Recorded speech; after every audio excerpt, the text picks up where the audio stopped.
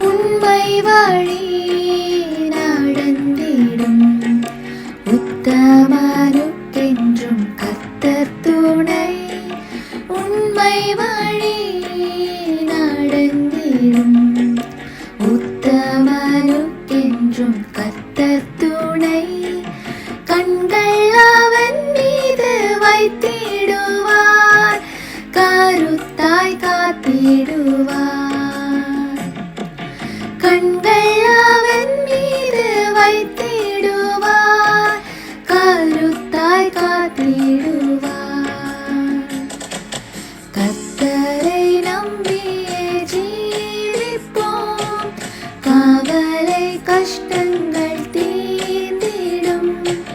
கைவிடா காத்திடும் பரமரின் கரங்களை நாம் பற்றிக் கொள்வோம். ஒரு ஆட்டுக்குட்டி தொலைந்து போய் முட்புதருக்குள்ள சிக்கி கொண்டது. அதை தேடி வந்து காப்பாற்றி விட்டான் அந்த மேய்ப்பன். அந்த ஆட்டுக்குட்டியை ஒரு ஓநாய் பின்தொடர்ந்து கொண்டு வந்திருக்கு. அந்த ஆட்டுக்குட்டி முட்புதருக்குள்ள சிக்கி கொண்டு இருந்ததுனால அந்த ஓநாயால அந்த ஆட்டுக்குட்டியை பிடிக்க முடியல, நெருங்க முடியல.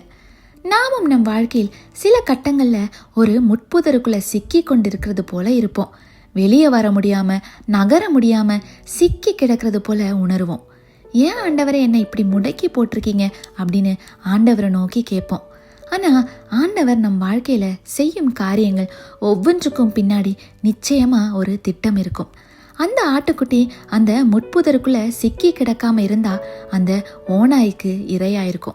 அதே போல இப்போ நம்ம கடந்து வரும் பாதை வேதனையை தரக்கூடியதா இருந்தாலும் அதுக்கு பின்னாடி நிச்சயமா ஒரு நன்மை இருக்கு. அதை எப்பவுமே நம்ம நினைவு கூர்ந்து கொண்டே இருப்போம். அப்படியே அந்த முட்புதருக்குள்ளேயே இருந்துவிட ஆண்டவர் உங்களை விட மாட்டார்.